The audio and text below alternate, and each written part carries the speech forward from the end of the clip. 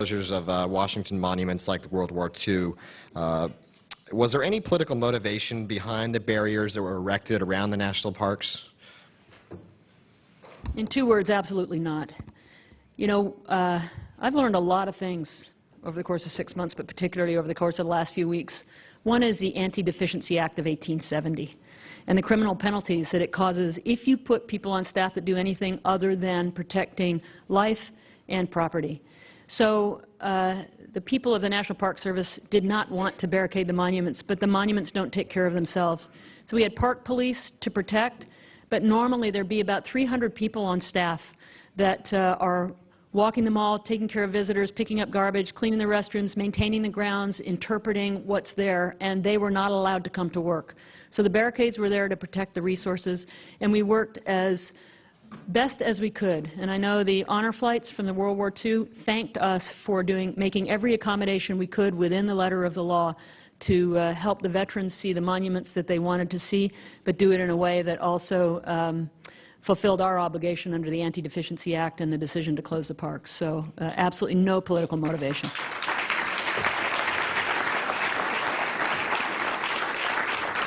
So, since we're talking about the shutdown, do you have any more of a refined estimate of what the government closure costs local economies near the country's major national parks?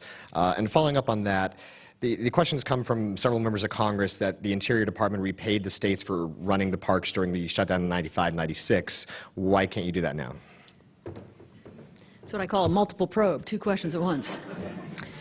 So the first question, we know that national parks generate about $76 million a day in economic activity. Every day is not equal. Every park's not, you know, generating as much activity at the same time, so we're still tallying the numbers to try and understand that.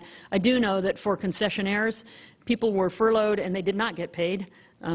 People were let go, food spoiled. There's a lot of loss associated with that that can't just be made up with what they would normally make in economic activity. So still working on those numbers. We don't know them. What was the second one? Sorry. Why didn't you repay the states? Oh, okay, the states. So it's misinformation. The states in 1995 were not repaid for money they gave. In fact, what happened, and it was only one state, it was the state of Arizona, they agreed to pay, they sent a deposit in, the shutdown ended, and the deposit was sent back. So there actually wasn't any money kept by the federal government in 1995, and we had to do some digging back in the historical records to understand that. But our records are going to be much more helpful should this crazy thing ever happen again. Hopefully memories are longer than they were last time and we won't have to go through it. But there was never any federal money repaid to the states last go-around or this go-around. A little bit of breaking news today. Senate Republicans today blocked 2 Obama nominees, Mel Watt for the Housing Agency and Patricia Ann Millett for U.S. Court of Appeals. As somewhat of a newbie to Washington, what do you say about how this, what does this say about how Washington works or doesn't work, and how does this impact you with so many unfilled positions at the Interior Department? I've never seen anything like it in my life. It's very different than the private sector.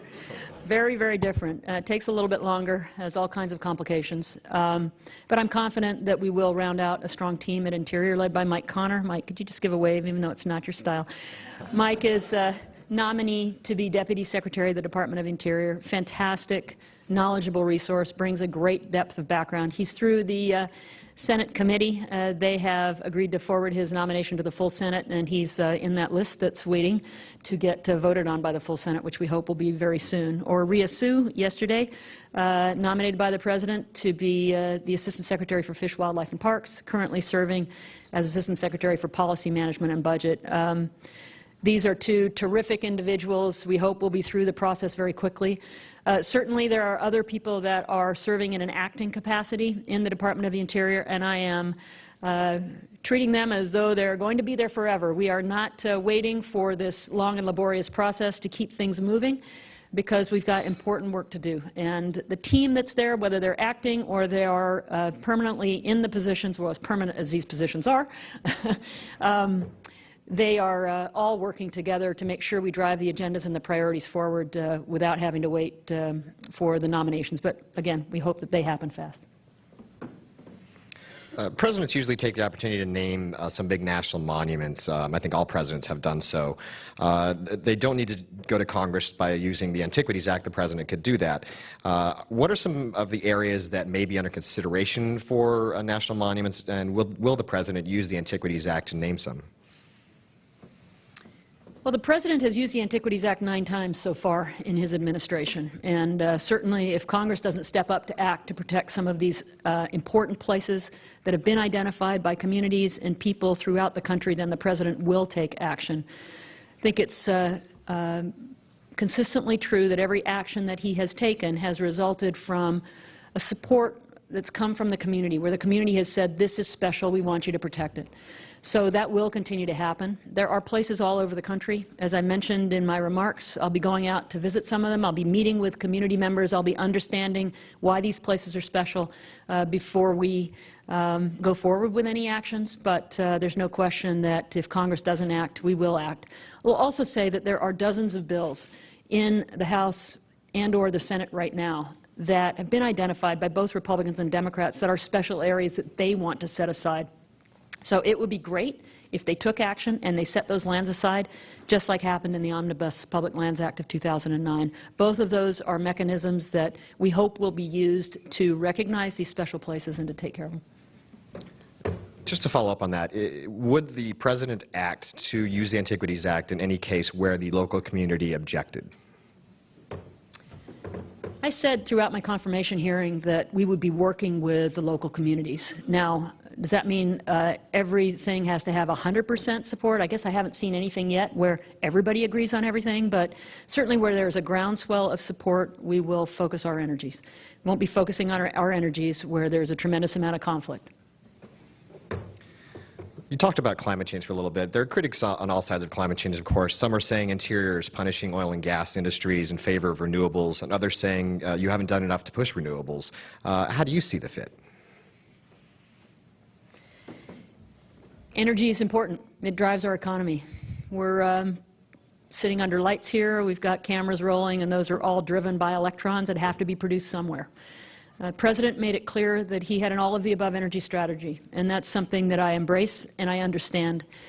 I'm also really proud of what the Department of Interior has done to stand up renewable energy programs around the country. We've announced several offshore wind lease sales, innovative way of doing master lease planning to work out conflicts and to put areas that have high wind potential and low conflict, like I was talking about with landscape-level understanding and conservation. Worked on solar plans like the Desert Renewable Energy Conservation Plan. These are important utility-scale plans that provide renewable energy to supplement the non-renewable energy sources we have. But both are being done, and across the landscape, Interior works with companies that are involved in both conventional and unconventional renewables or non-renewables and renewables, and that's what we expect to continue to do. You can't just switch off a major part of our energy source and expect the economy to thrive. You have to do it in a thoughtful way over a long period of time, and I think that we're striking that right balance. For years, certain members of Congress have been arguing the Interior Department should not purchase more land to expand parks, wildlife refuges, and other federal lands with critical wildlife habitat until the maintenance backlog in existing holdings is eliminated. I believe Senator Coburn had a report this week on that subject. What are your thoughts about the idea of the Interior not taking care of what it has already and therefore shouldn't purchase more? And would that, what would be put at risk if your department would not be able to acquire new properties? So this is a common refrain that people toss around. Frequently I will say the same people that squeeze our budgets so we end up with a larger maintenance backlog. You can solve a maintenance backlog, yes.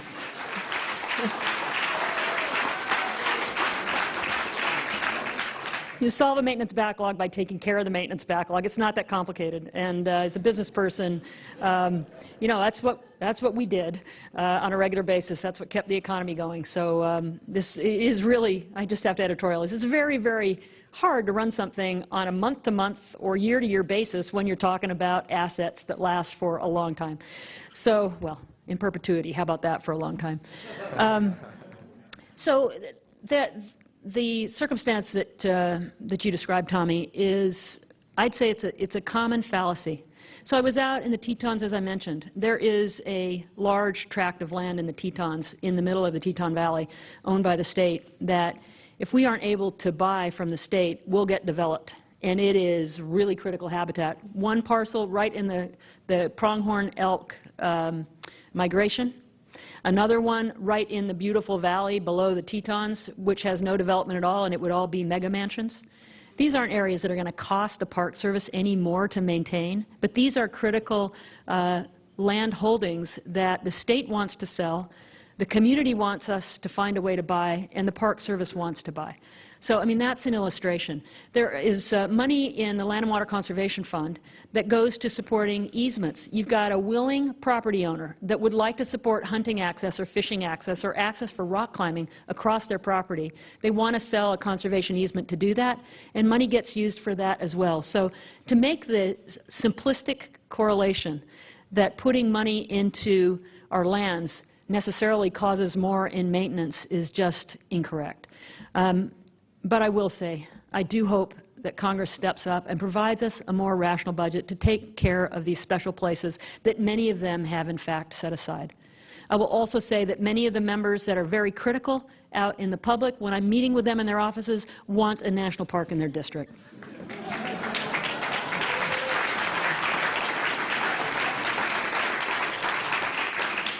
Let me get very specific here for a second. 13% of all oil drilling and fracturing is done on BLM land right now. Will that number rise or go down in the future?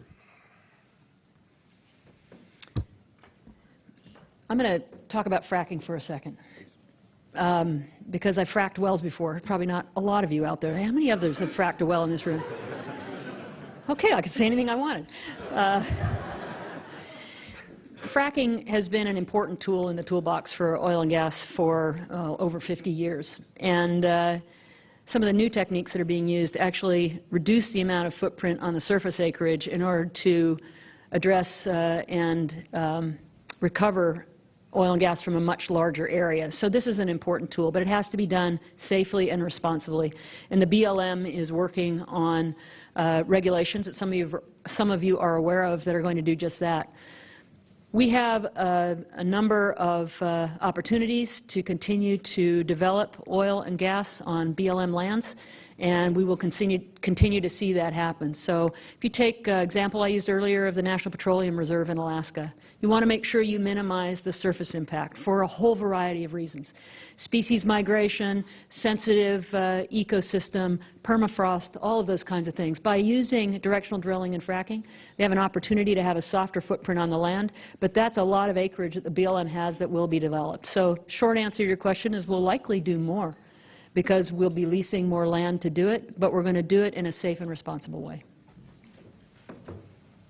The National Academy of Sciences released a review almost 150 days ago on the BLM's controversial wild horse program, saying, quote, continuation of business as usual practices will be expensive and unproductive for BLM and the public it serves, end quote.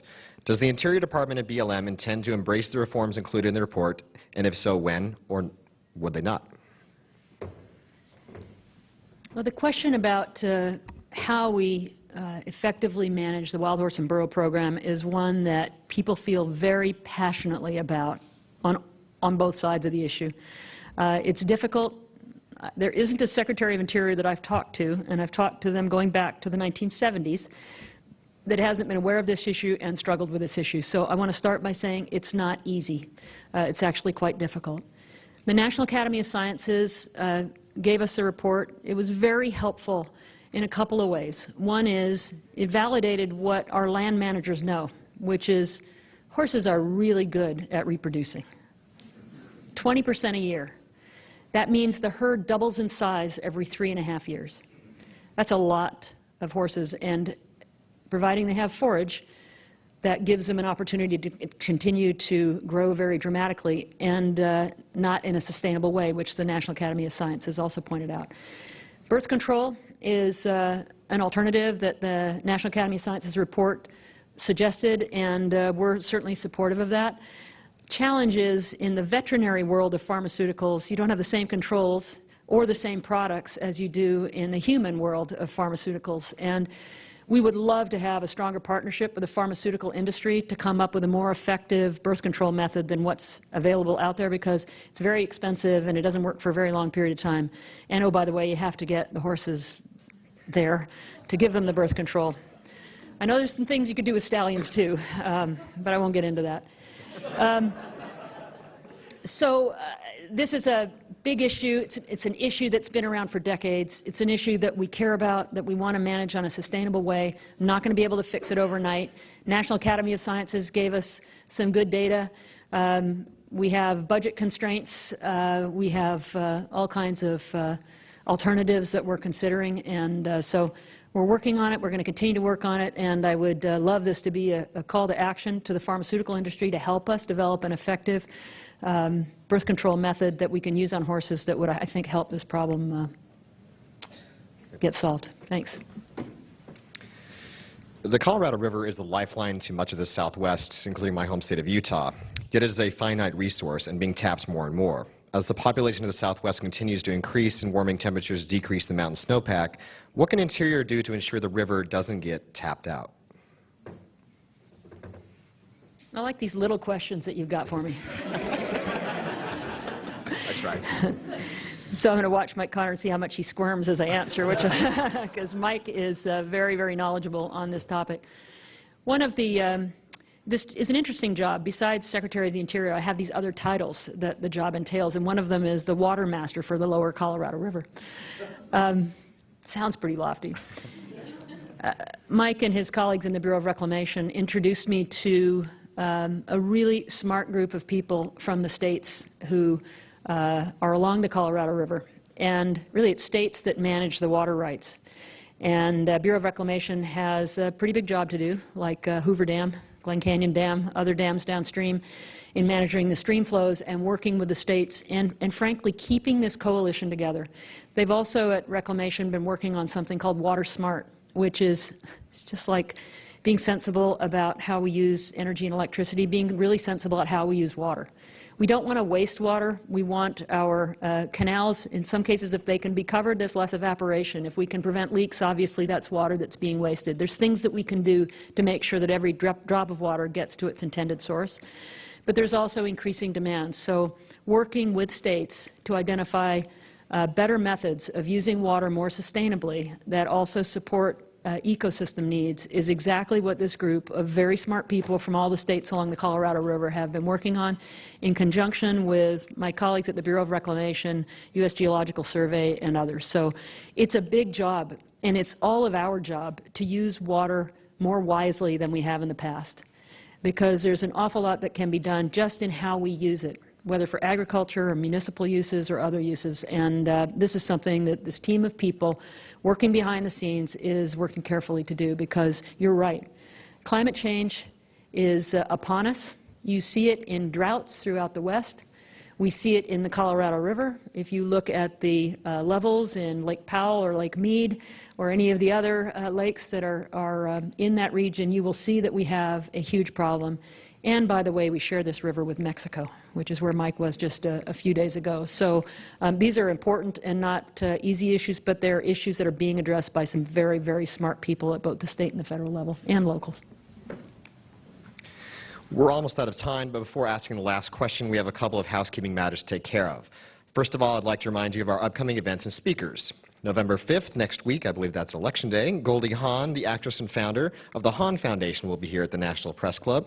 November 7th, former Senator Judd Gregg, CEO of Securities Industry and Financial Markets Association, will be here. Gregg plans to unveil protections for investors to be endorsed by the banking group. November 11th, Walt Bettinger, President and CEO of the Charles Schwab Corporation, will be here. Secondly, I would like to present our guest with the traditional NPC mug.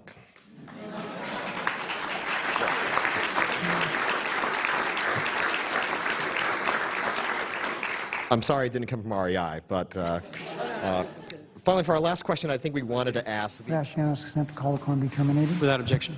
I now move to proceed to counter number 184. Clerk will report.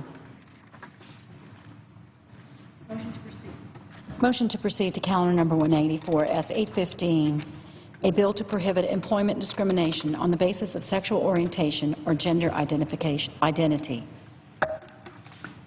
Mr. President, I have a cloture motion at the desk. Clerk will report the motion.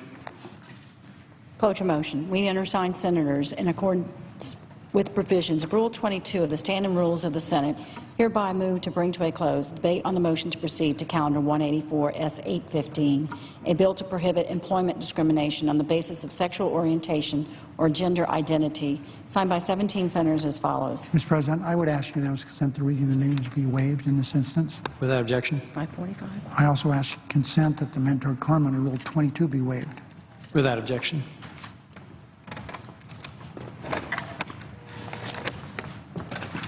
I ask unanimous consent the Senate proceed to executive session to consider calendar number 357. He needs to keep reading.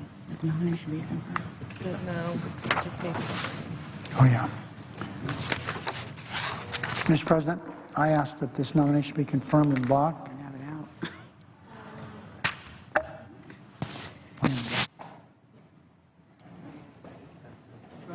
Over. I ask unanimous consent. Senate proceed to executive session to consider calendar number 357.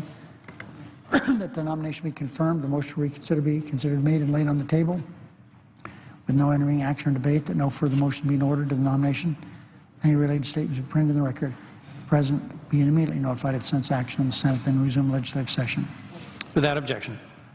Mr. President, this is a fine young man. He worked for me, did my intelligence work. He just is an outstanding person. We're so fortunate that good people like him want public service. He speaks well of everyone that is a public servant in our country. I ask unanimous consent on Monday, May 4th, 5 p.m. The Senate proceed to executive session to consider calendars number 328, 329. There will be 30 minutes of debate, equal divided in the usual form, that upon the usual lead back of that time, Senate proceed to vote with no intervening action or debate on the nomination of the order listed. The motions to reconsider be considered made and laid on the table with no intervening action or debate. No further motion to be in order than any related statements will be printed in the record. That President Obama immediately notified of since action, sent then resume legislative session. Without objection. I ask unanimous consent the Senate proceed to calendar number 224, that the substitute amendment which at the desk is a text of 601, S601, as passed by the Senate, be inserted in lieu thereof. The bill as amended be read a third time passed. The motion to reconsider be considered made and laid on the table, that the Senate insist on its amendment, request a conference with the House on the disagreeing votes of the two houses. The chair be authorized to appoint conferees on the part of the Senate with a ratio of 5 to 3, all the above with no intervening action or debate. Without objection. Now, what is this?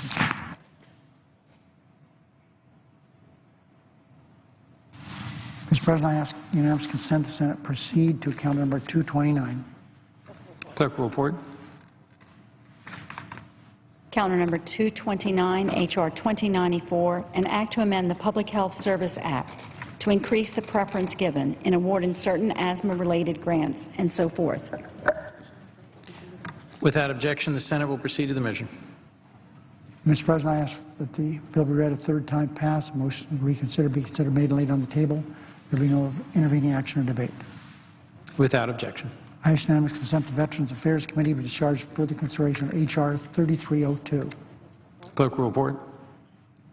H.R. 3302, an act to name the Department of Veterans Affairs Medical Center in Bay Pines, Florida, as a C.W. Bill Young Department of Veterans Affairs Medical Center.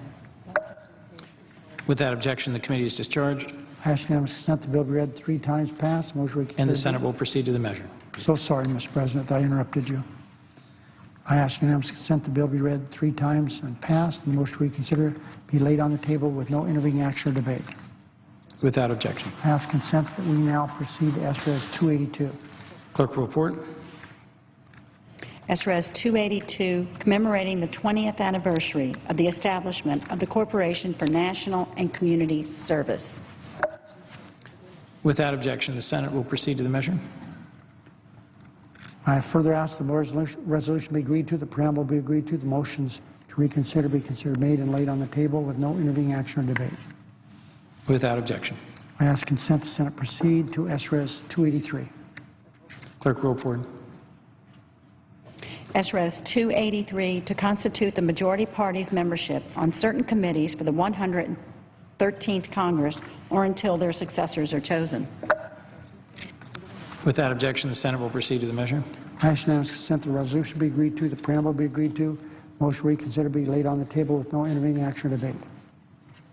Without objection, I now ask unanimous consent that when the Senate completes the business day, it adjourn until 2 p.m. on Monday, November 4th, following the prayer and pledge and 1 hour deemed expired.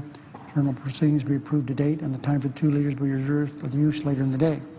And that following any leader remarks from Mr. President, the Senate resume consideration on the motion to proceed S 815. That at 5 p.m. the Senate proceed to executive session to consider calendars number 328 and 329 under the previous order the chair entered. Finally, following disposition of the Brown nomination, the Senate resumes legislative session. There will be 2 minutes of debate, equally divided and controlled in usual form, prior to the clerk's vote on the motion to proceed to S 815. without objection. Mr. President, there will be up to 3 roll call votes, and on Monday at 5:30 p.m. If there is no further business to come before the Senate, I ask that it adjourn under the previous order. The Senate stands adjourned until 2 p.m. on Monday, November the 4th. The Senate today voted not to take up the nomination of Congressman Mel Watt, a North Carolina Democrat, to become the director of the Federal Housing Finance Agency. That agency would oversee the FHA, the Federal Housing Administration. The Senate also blocked the nomination of Patricia Millett to the D.C. Circuit Court, with Republicans arguing that another judge was not necessary because of the caseload. Both votes were seen as tests of cooperation between Republicans and Democrats following the government shutdown. Senators also welcomed their newest member,